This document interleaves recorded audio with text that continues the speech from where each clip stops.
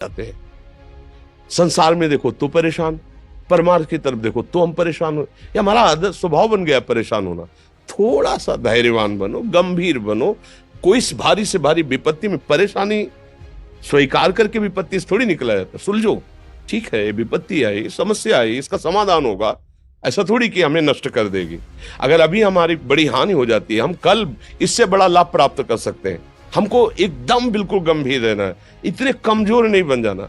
अब वो गए तो क्या होगा, अब वो वस्तु गई तो क्या, पद गया तो क्या होगा। प्रयास किया था, ये पद मिला था, इससे बड़ा पद प्राप्त करूंगा, मैं इससे बड़ा महान बनूंगा। ठीक है, एक बार गिर गया, गलती हो गई, दंड भोगूंगा, फिर इससे ज्यादा संयम में रहूंगा। बिल्कुल मतलब एकदम फ्रेश दिमाग रखना चाहिए। पर अपने लोग क्या है, जरा सी बात में एकदम पचड़ा कर लेते हैं, एकदम कमजोर हो जाते हैं। ये बिल्कुल ठीक नहीं है। हम जीवन भर की यात्रा की बात कह रहे हैं, भारी से भारी कष्ट में भी मुस्कुराना, तो हमें बल मिला है, हमें भगवान की कृपा का दर्शन हुआ है, हमें उनका दुलार दिखाई दिया है। अगर ऐसे तो भाग जाते, फिर परमार्थ में थोड़ी चलना होता है। आज जो आप सुन करके लाभ लेने की चेष्टा कर रहे हो ना, ये केवल प्रवचन नहीं है, ये जीवन है। अगर ये जिए ना होते ना तो ये इसका प्रभाव नहीं पड़ता, फिर वाणी का प्रभाव नहीं पड़ता। हम इसीलिए कहते हैं, जैसे आप लोग एकदम परेशान हो जाते हैं तो बोलो क्या हमसे ज्यादा परेशानी होगी।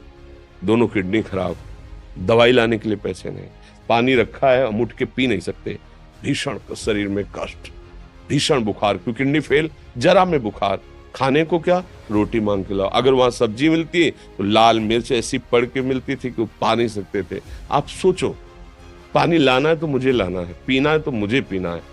अगर मैं हारता तो कहां पहुंच जाता, क्या स्थिति होती। नहीं, मरना है, पर कदम पीछे। कोई दिन ऐसा नहीं जिस दिन सेवा ना की हो, जिस दिन सेवा ना गए हो।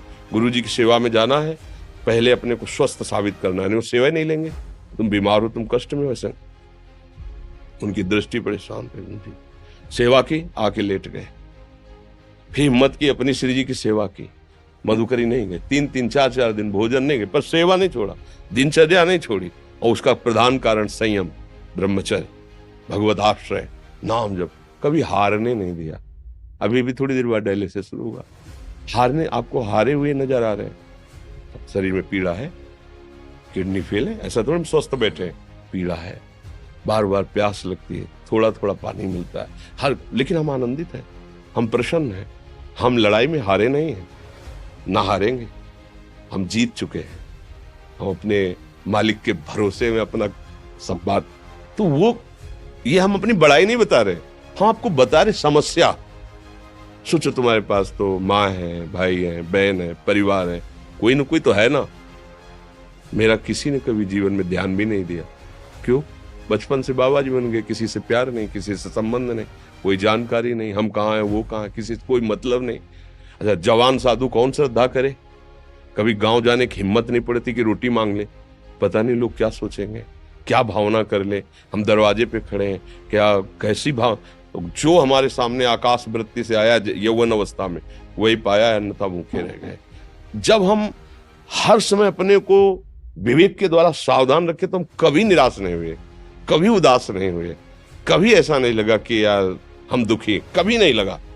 उसी का फल है कि उस सुख का संकेत मिल गया जहां दुख की निशानी भी नहीं है, वही उसी के बच्चे हो। हम सब उसी धातु से बने हुए हैं। हम इतना क्यों परेशान हो जाते हैं? हम ये देखते हैं अपने लोग, थोड़ी बात बिगड़ गई परेशान, नहीं बिगड़ी तो बिगड़ जाने की संभावना में परेशान है। आज सुख है लेकिन कल सुख छिन जाएगा, तो हम आज के सुख में सुखी ना होकर कल के दुख की आने की संभावना में हम भयभीत तो मतलब क्या हमारी सोच रह गई। हमको इतना बलवान बनना है कि सुख और दुख दोनों हमको छू न सके।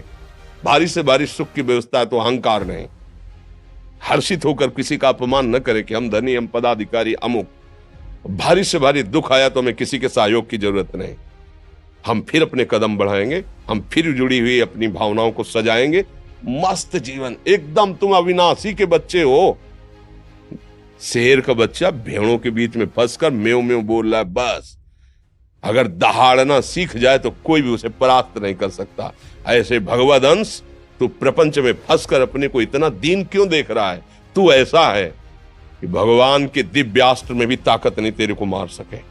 तू अविनाशी का अविनाशी बच्चा है। विनाशी भोगों को, विनाशी शरीर को मैं मान के इतना भयभीत, इतना दुख ठीक नहीं।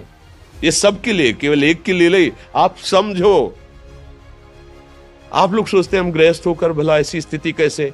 जनक जी सुखदेव जी के गुरु हैं और राजा हैं, महल है, रानियां हैं, नौकर है, चाकर। क्या सुखदेव जी जिनके शरीर में लंगोटी भी नहीं है, दिगंबर, परमहंस, परमहंस के गुरु है जनक जी जो राजा हैं।